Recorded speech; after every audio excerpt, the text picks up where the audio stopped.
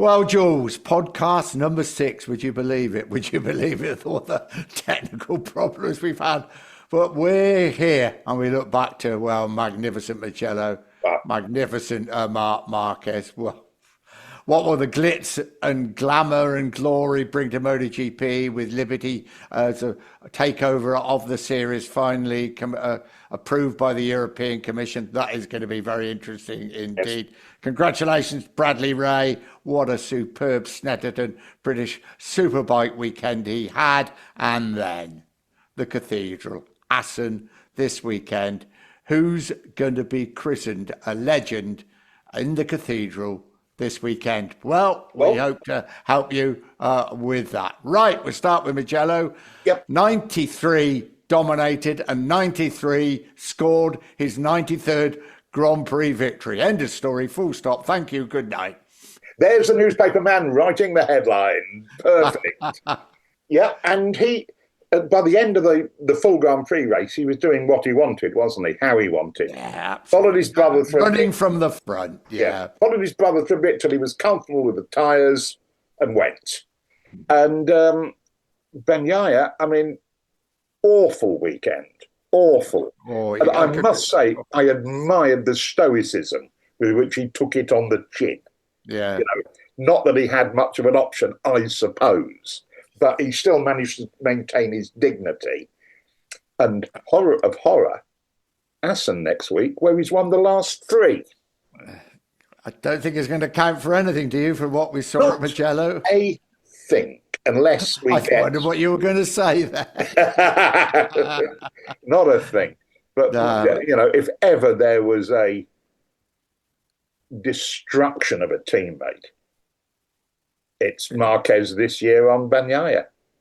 And he's done it before, hasn't he? In his Honda days, Yeah, yeah. he destroys the opposition, destroys his teammate.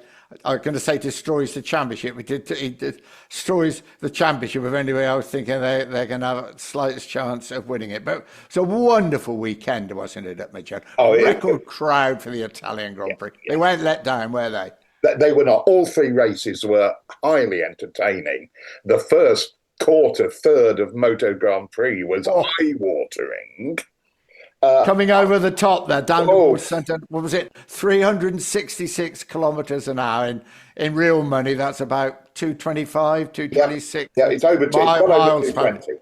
Yeah, and 3 abreast. Marquez, Alex, Marquez, Mark, and Bagnaia. I forget who it was. Pulled into the pit lane entrance to get a better Line, run yeah. down into the right-hand corner. I mean, just staggering. And we'll talk about Liberty and the taking over of Yes, MotoGP or the majority of MotoGP. I think they were rubbing their hands in glee watching Mugello, the crowd and the racing.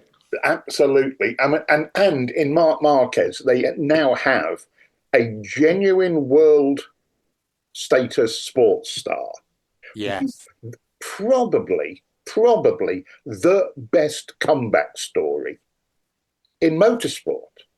I Are mean, you writing the script for Netflix already? I'm trying. I'm putting in a bid. But Yeah, that's it, isn't it? it is. I mean, Barry Sheen's come back from the 2 massive accidents. Plenty. Mick Doohan, Mick Mick Doohan, Doohan. 92, yeah. You know, But, does this this? is right up there with it, isn't It's it? right up. Yeah, I'm not going to say one is more impressive than the other because that would be somehow Unfair to any of them, yeah. ridiculous somehow. Yeah, But yeah. absolutely it is up there with those achievements, those exhibitions of bravery and bloody mindedness. Yeah. We're going to talk about bravery when we get to Assen and Jorge Lorenzo story. But Oh, yes, we're wait on that one and yeah. talk about bravery. But God. What is left for Bagnaia? Just to try and recoup something. get to the end of the season with your sanity intact. That's good. I think is all. I used to think that at the start of all MotoGP seasons. Very true, very true. But it's what's he do? Next year's going to be more of the same before there's the big tyre change. So the prospect is painful. It's a Must be incredibly hard to swallow. He has Very been double world champion. Oh, yeah. And it's your teammate that is absolutely running you into the grass, isn't it? I mean, he's 100 points behind his teammate. Yeah. That's what Mickey van der Mark is in Superbike behind Top Rack. Yeah, yeah. You know, it's there are two people just at the moment doing dreadful things to their teammates and the opposition.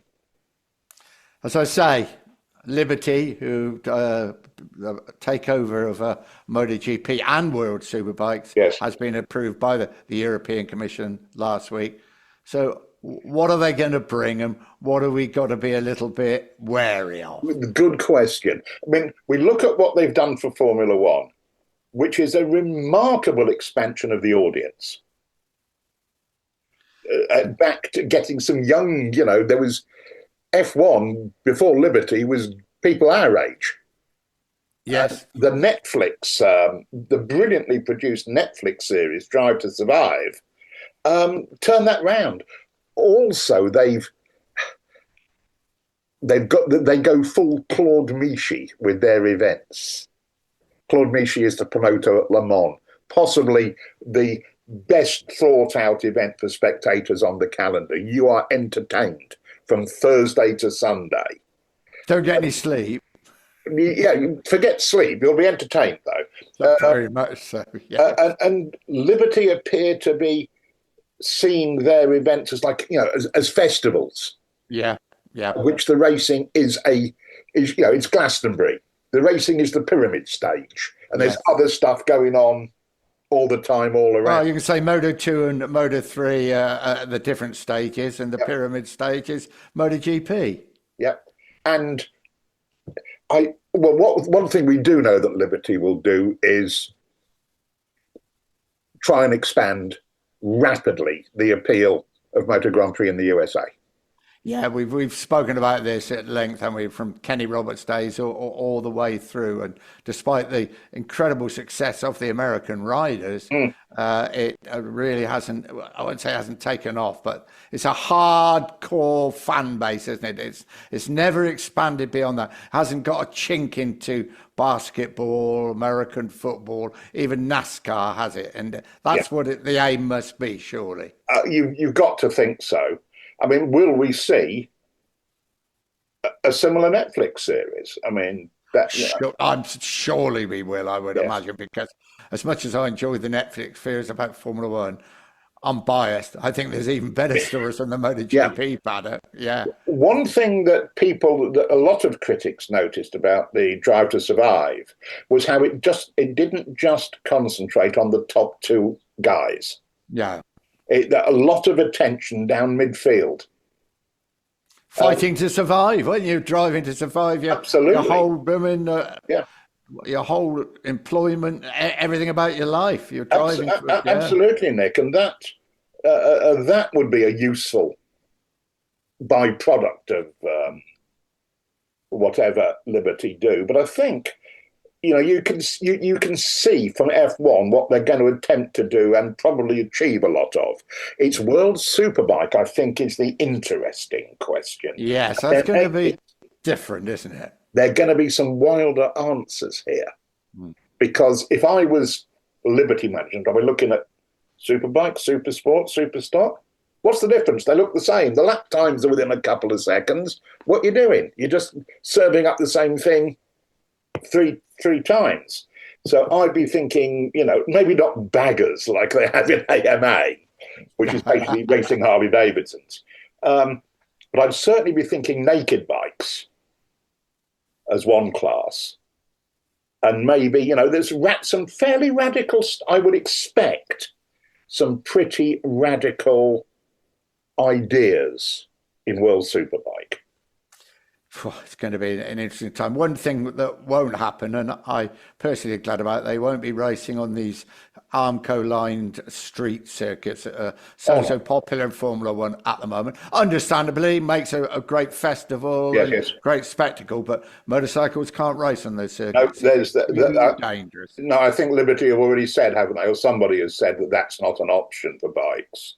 or they've been told very firmly it's not an option. Yeah, no, they couldn't race on. Just Formula One and MotoGP coming together as it is just makes me think of John Surtees, one of the truly greats of our sport and of Formula One, the only man to win the 500cc World Championship and the Formula One Car World Championship. Incredible feat. Incredible feat in his era. Yeah. When there was a little bit of crossover, and now just an impossible to imagine it happening again. We've spoken about this. Mike Hailwood was a very successful car racer. I think he won the European Formula 2. He went into Formula 1 and had some podiums, but in 1964, this leads on beautifully to Assen. Golly, it sounds like I'm a film producer here, Netflix. It sounds like you're a journalist, Nick. Yeah. 1964, he won the 500cc race at Assen. Went to Rouen. I don't know if he flew, drove, or whatever. Knowing how he probably drove to Rouen in France and finished 7th the next day in the Formula One race. That's when Assen was on a Saturday and Formula One race was on a Sunday. So what an incredible achievement. No practice, no qualifying, just hello, who's on pole? I'm here. Yeah. Hello, yes, I'll do this. I've got to go now. Oh, can't you go on the podium? I can't really go on the podium. I've got to go to Rouen now. Didn't you love those Saturday races at Assen? You could get home for Sunday lunch. Yes, it was always a pleasure to go through Schiphol Airport on a Saturday evening when it was quiet. Sundays, Mondays, living hell. Saturday, easy. Yeah.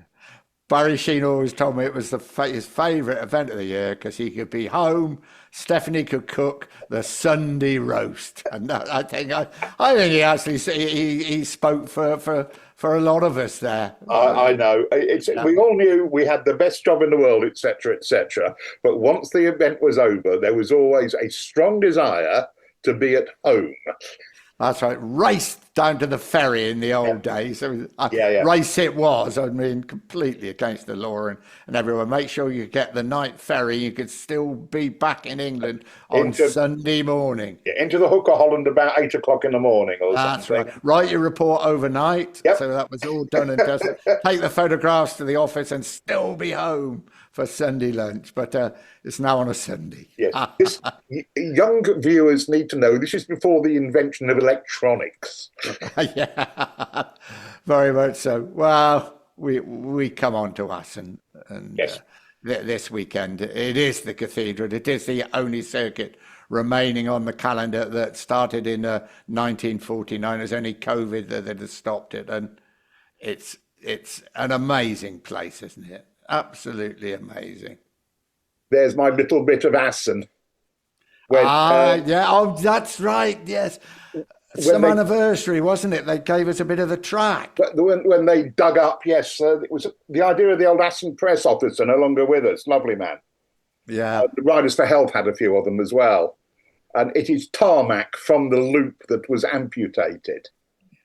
Yeah, the circuit has. And the circuit has changed over the years. It's got shorter. So safety reasons is one of the reasons. Also, I think it's a nature reserve or a nature reserve nearby, and they had to change things. And the first part of the circuit is nothing like the old part, but the second half is almost exactly the same, isn't it? And that run up through that fast left-hander and then into, the S's and the chicane is there now. There used not to be, is one of the great places. And to see them going for it there, to get it out of that corner into that Timmer's chicane, named after that Timmer, wonderful sight. Yeah, it's one of those places that you can stand infield and you watch coming down that run and you think, my God, that's fast.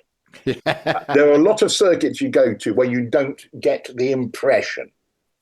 You know in your head, yes, they're going very fast, but it doesn't somehow look fast in the infrastructure, in that landscape. But an Assen, bloody hell.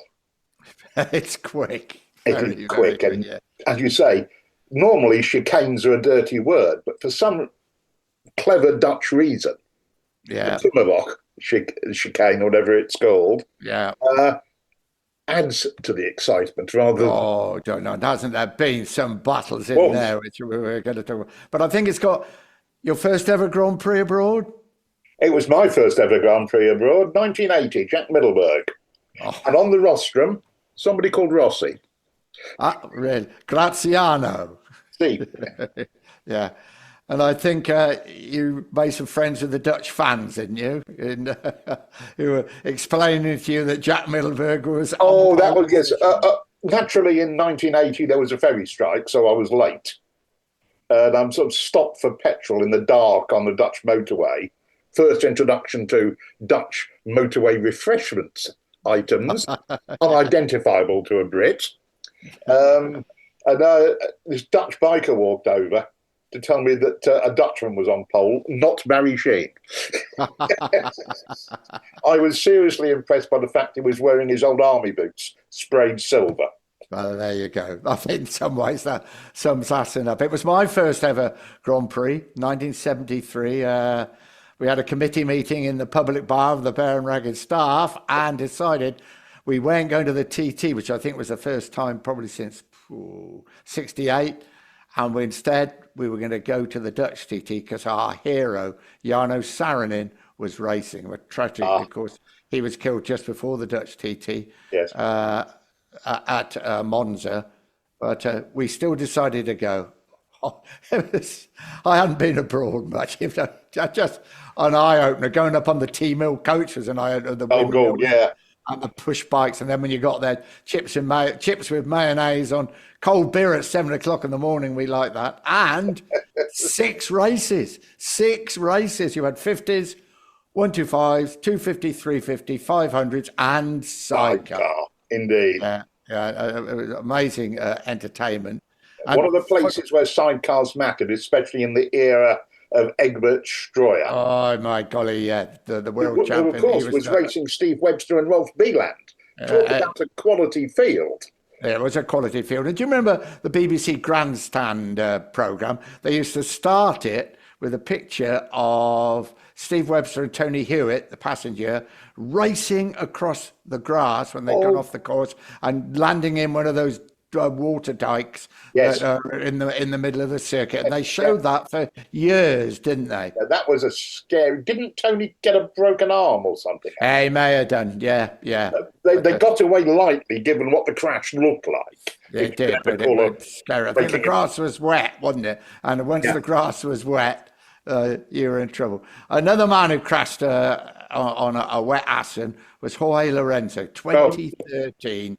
I remember commentating, and as soon as he stood up, you know when somebody's broken their collarbone, don't you? You can see it racing. I've seen it on football fields and everything else. It's the way the shoulder slants down, broken collarbone. This must have been the Wednesday. He said, I'm going to fly back to Barcelona. He flew back to Barcelona. He had 10 screws and a titanium plate fitted into the collarbone. We thought, well, will he be fit for the German Grand Prix at the Sachsenring 2 weeks later? He flew back on Friday, went out for practice on Saturday morning, was declared fit, and finished fifth in the race. I mean, if they're not brave, I don't know. Yeah, and he fell off in Germany and bent it. He did in practice and re-broke it, didn't he? Yeah, which was, it's a great story. It's brave as you like, but ill-advised, I think, is the polite way to put it. Yeah. I always think back to Schwantz and his wrist injuries, which basically gave him a lifelong problem. And in the end, caused him to retire. I think, didn't it? In the end, it did. It was Freddie Spencer was the complete opposite. Freddie, if you broke his collarbone, he just strapped it up and it healed naturally because, and I quote, I want to be able to play basketball with my grandchildren. Yeah, well, very Freddie. Yeah, very Freddie. Yeah, and we were talking about heroes there. So Mike Hailwood and Jim Redmond both won 3 Grand Prix in one day at Assen. I think Hailwood might have done it twice, but Jim Redmond certainly did it as well. I mean, it's unthinkable now, isn't it, to ride in 3 Grand Prix and win them? I mean, what sort of distances are we talking about? The whole 250, 300 kilometres. Oh, Must back be, then, was it? yes, yes. Yeah, they were long races. I mean, you can't even now imagine Freddie Spencer's double year, 250, 500. That's right. In fact, I think I'm right in saying, Nick, didn't the regulations get written to expressly forbid riding in more than one class shortly after Fred?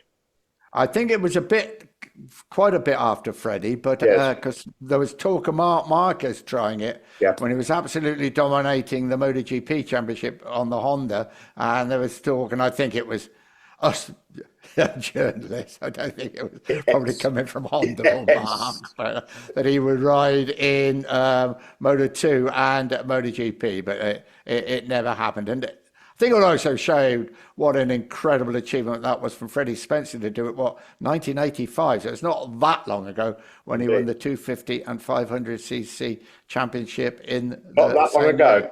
just the 40 years.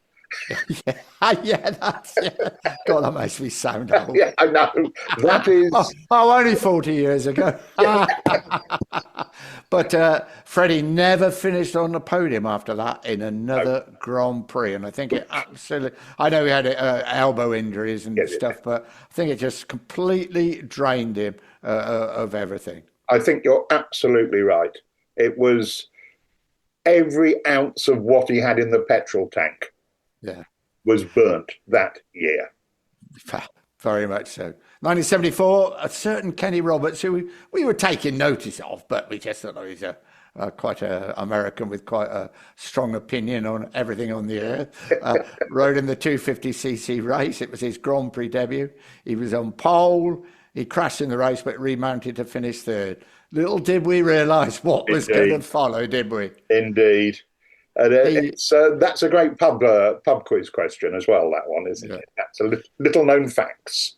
Yeah, he opened the door. The Pilgrim Fathers, the reverse way round, wasn't it? And they came. He won the 3 world titles, and they just came in their droves. And Rainey, Lawson, Swans, and some very good other Americans. Well, Nicky Hayden, world champions. Yeah, I always think of Pat Hennen. Yes, his career was cut really short, wasn't it, Pat Hennen, when he crashed at the TT? But of course, he won that first ever British Grand Prix at Silverstone, didn't he? He did indeed, and he was some rider. Wasn't he just? So, yeah, that's not a difficult question because riding in the smaller classes, who's the most successful rider ever at Assen? Well, I won't pose questions at you, but he won 15 Grand Prix at Assen. Got to be Nieto, hasn't it? Yeah, it was 15 Grand Prix. 50s. Was it? Did he ride in the 80s? I think he did ride 80s. Did he? Just about. Just about. Yeah, and obviously 125s. There was a great story about him at Assen. Engine problems in practice, so they stuck a new engine in, and obviously you can't go back out. Nieto goes to the Dutchman and says, "I've got a film crew. I've got a film crew with me. Can I just do a couple of laps behind the car?" Tested the engine, everything fine. Just another Angel Nieto story, like kicking the toolbox everywhere on the grid at Silverstone to give him time to replace a handlebar. The Italian teams who were his main opposition always just called him Il Bastardo. What a rider, and suddenly lost his life, didn't he, in a road accident? Back to the all-time greats. Oh, absolutely. 92, Alex Crevier, first Spanish rider to win a 500cc Grand Prix. That opened the floodgates over the Pyrenees, really. He sort of led didn't he? He led the procession over the Pyrenees. But again, I couldn't pronounce his name properly in those days. We had no idea what was following. No. That was the race where everybody managed to hurt themselves badly in qualifying, and Mick Doohan bust his leg, and Schwantz and Lawson ended up down a ditch in a big heap, blaming each other, etc., etc. Yeah, I was part of the Rothmans Honda team in those days, and when Mick crashed in qualifying, I was there, and he lay there with Jerry Burgess, and they said, "What are we going to do? Are we going to go to America and get this done, and you'll probably be fit in 3 or 4 weeks' time? are you going to fly to, and you may be fit to ride in the British Grand Prix, I think which was 2 or 3 weeks later, or are you going to have it done here at Assen, and you could be fit for the next Grand Prix? Mick said Assen, and then we all know the story, which we'll probably talk about a lot later in other podcasts, where in the end he ended up having his legs sewn together to try and get the blood flow through to the other. I know, it was all... And he came back and rode in those last 2 Grand Prix. And Barry Sheene, and I was there to witness that, again as a fan, with 25 rather rowdy others, with a flag borrowed from the town hall in Oxford after quite an eventful journey on the ferry. And, I remember somebody's underpants finding the I'm starting to worry about your criminal past, Harris. Is it getting... Yeah, somebody's underpants, a certain rider whose name won't be mentioned, but lapped the Isle of Man on a BSA Bandit over 90 miles an hour, found his underpants on the bar of the hotel in Dover Harbour. It was anyway, we got there, Agawan on the 500 Yamaha then, wasn't it? Barry Sheene on the Suzuki, obviously, battled throughout the race, and on that last corner, Barry fooled him, didn't he? He'd been doing the same manoeuvre every time, and Ago got caught. Yeah, every lap Barry had shown to the left in the final chicane. Last lap, duck to the right. I think it was that way round. But you get the gist. And beat into the line by about that much. Well, was it? They could, in those days, it was the man with the stopwatch, and they couldn't separate them. But we made such a fuss in the stand opposite. I'm sure we convinced them that it would probably be safer to declare Barry the winner. Certainly Franco Sheene was doing a little dance on the start and finish line to convince them. Didn't. Then Barry's first Grand Prix win, and we were there. And the Union Jack never went back to Oxford Town Hall. It ended up in the Banana Bar in Amsterdam. I don't. It may still be there. How and why and with who? It may still be there for all I know. Yeah. Dear me. Yeah, it was just, and still is, a wonderful atmospheric event. One of those places you go where the history just seeps out of the brickwork. Yes, like we talked about Indianapolis a couple of weeks ago. Yes. It's that same sort of feeling. You are going somewhere that has seen an awful lot previously. It's in the air, isn't it? You know you're in a place where great things have happened. Yeah. And you stand a good chance of seeing some great things again, because it is still, despite all the modifications, a wonderful racetrack. Yeah, and that last chicane, S's, whatever you want to call it, and as you say, so many circuits, we go, oh, chicane. No, but those, I mean, Rossi and Marquez, I remember. And Rossi ended up going across the gravel, didn't he? And somehow he stayed on and won the race. Rossi and Petrucci. Rossi seems to get the better of these when it comes to the real crunch into there, doesn't he? Yes, but I'm thinking I wouldn't like to be Bagnaia if Marquez is second coming into... No. That must be the definition of the worst place in the world when you've got Mark lining you up at that place. Yeah. The last lap. And Colin Edwards, 2006. I think the whole paddock wanted Colin Edwards to win a MotoGP race. There he was, leading the way. Nicky Hayden behind him. Nicky Hayden picking up some 20 points, so I think he'd have been satisfied with that towards, in the end, winning the world title. Yep. Colin Edwards never won a MotoGP race, and he went down in the final corner, didn't he? It was coming out of it, wasn't it? He done it was, It just... Colin spent maybe his best years as Valentino's backup man and test rider. He sacrificed a lot for Valentino and Yamaha. Yeah, he did, and he was the ideal partner for Valentino. And he did it brilliantly. He absolutely did it superbly.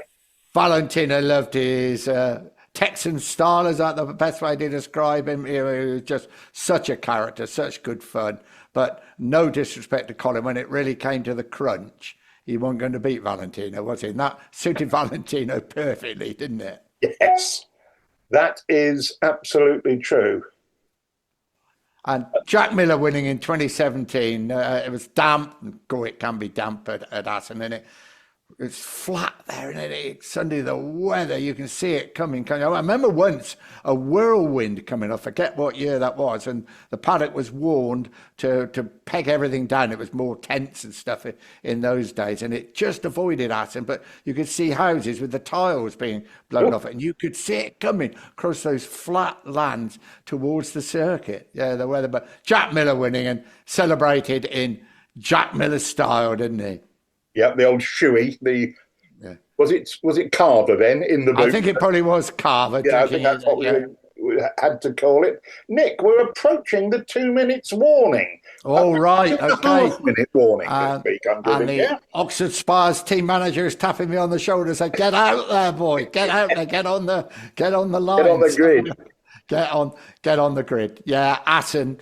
Well, obviously next week we'll be just seeking out, will there be more legends christened this coming weekend in Assen? I suspect there will. And looking a bit further forward, we've got the Saxon Ring, and we've got World Superbikes at Donington Park, and your favourite, Jules, the Suzuka 8-hour race. The Suzuka 8-hour race coming up in a week or two, yes.